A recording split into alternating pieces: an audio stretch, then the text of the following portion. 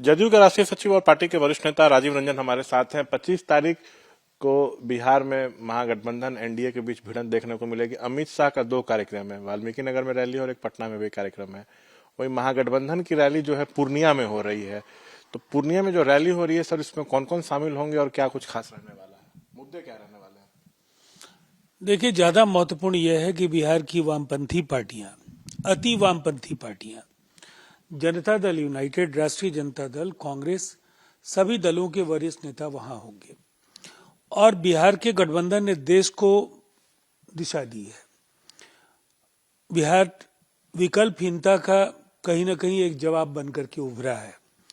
19 में नरेंद्र मोदी जी की जीत कहीं न कहीं देश में विकल्प के अभाव में, उस जीत को हम अपने विश्लेषण के नजरिए से देखते हैं। लेकिन आज परिस्थितियां बदली हैं। जिस तरह से इन्फोर्समेंट एजेंसीज का दुरुपयोग और जो आज संवैधानिक संस्थाओं का जिस तरह से संक्रमण काल है, लोकतांत्रिक तरीके से चुनी हुई सरकारों को गिराए जाने का सिलसिला जारी है और अभिव्यक्ति की स्वतंत्रता का सवाल हो या न्यायपालिका के पर कतरने का सवाल हो, प्रेस की आजादी और ये तमाम जो सवाल है, बीबीसी प्रकरण में पूरी दुनिया में भारतीय जनता पार्टी बेनकाब हुई है। ऐसे में एक प्रभावी विकल्प और जो पूर्णिया की रैली का सिंहनाद है, वो देश में एक विकल्प गढ़ने की दिशा में महत्वपूर्ण भूमिका का निर्वहन करेगा। एक विकल्प गढ़ने की भूमिका हो सकती है, तो क्या इस रैली के जरिए नीतीश को पीएम कैंडिडेट महागठबंधन का घोषित किया जाएगा या क्या आप चाहते हैं कि घोषित किया जाए? देखिए, नीतीश कुमार जी ने अपनी भूमिका के संबंध में कई अवसरों पर स्पष्ट शब्दों में कहा है कि वो प्रधानमंत्री पद के दौड़ में शामिल नहीं है, लेकिन एक ऐसा विकल्प बने जो 24 में भारतीय जनता पार्टी, नरेंद्र मोदी और जो एक फांसीवादी वातावरण पूरे देश में बना है, उसकी वापसी रोकने को सुनिश्चित कर सके। और इस दिशा में पूरे देश में बिहार के महागठबंधन की सरकार बनने के साथ कवायदें शुरू हो गई हैं। कांग्रेस ने भी भारत जोड़ो यात्रा के जरिए पूरे देश में वातावरण बनाया है। अलग अलग राज्यों में अनेक दल अपने तरीके से प्रयास कर रहे हैं। इसीलिए समय आने पर यह भी सभी की सहमति से तय हो जाएगा कि कौन अगुवाई करेगा, सामूहिक नेतृत्व आगे उभर करके आएगा। अभी बुनियादी सवाल है कि सब लोग मिलकर लड़ें, और अगर सब लोग मिलकर लड़े तो कल राहुल गांधी ने भी कहा, आज मल्लिकार्जुन खड़गे ने भी कहा, नीतीश कुमार जी ने तो यहां तक कहा 100 सीटों पर समेट देंगे। और ये सच है, भारतीय जनता पार्टी की वापसी 24 में नहीं होगी अगर सभी मिलकर लड़े। उधर तेजस्वी के सीएम उम्मीदवारी को लेकर बार बार बयानबाजी हो रही है। आरजेडी विधायक विजय मंडल ने कहा कि मार्च में ही ताजपोशी हो जाएगी।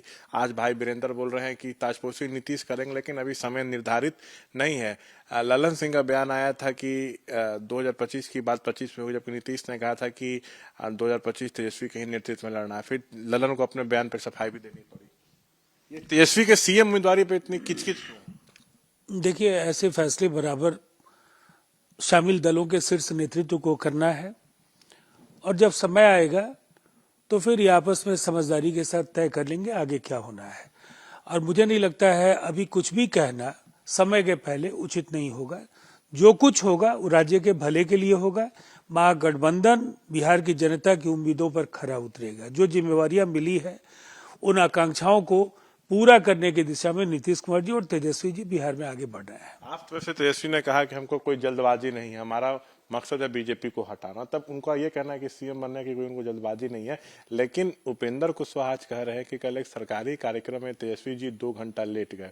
वो नाराज थे क्योंकि ललन ने जो 2025 को लेकर बयान दिया था कि 25 का 25 में देखा जाएगा, इससे तेजस्वी नाराज थे। देखिए, मुझे लगता है उपेंद्र कुशवाहा जी को जरूरत से ज्यादा गंभीरता के साथ लेने की कोई वजह नहीं होनी चाहिए। अगर कोई व्यक्ति एक दल में 4 बार आए और जाए और जाने समय आप क्या उम्मीद करेंगे? वो नीतीश कुमार जी या तेजस्वी जी के लिए कसीदे तो काढ़ेंगे नहीं। वो जरूर कुछ न कुछ अनावश्यक वैसी टिप्पणियां करेंगे जिससे लोगों को जवाब देने का मौका मिले। मैं ये मानता हूं बिहार में कई बार विलंब से पहुंचना उसकी कई वजह हो सकती हैं, लेकिन महागठबंधन का जो नेतृत्व है वो पूरी तरह से समझदारी के साथ चुनौतियों को समझ रहा है और इसे अवसर में कैसे हम बदले इस दिशा में पूरी ईमानदारी के साथ प्रयास हो रहा है। तो ये हमारे साथ तमाम मुद्दों पर बातचीत करते हुए राजीव रंजन। कैमरा पर्सन विशाल राय के साथ शशांक कुमार, एबीपी न्यूज, पटना।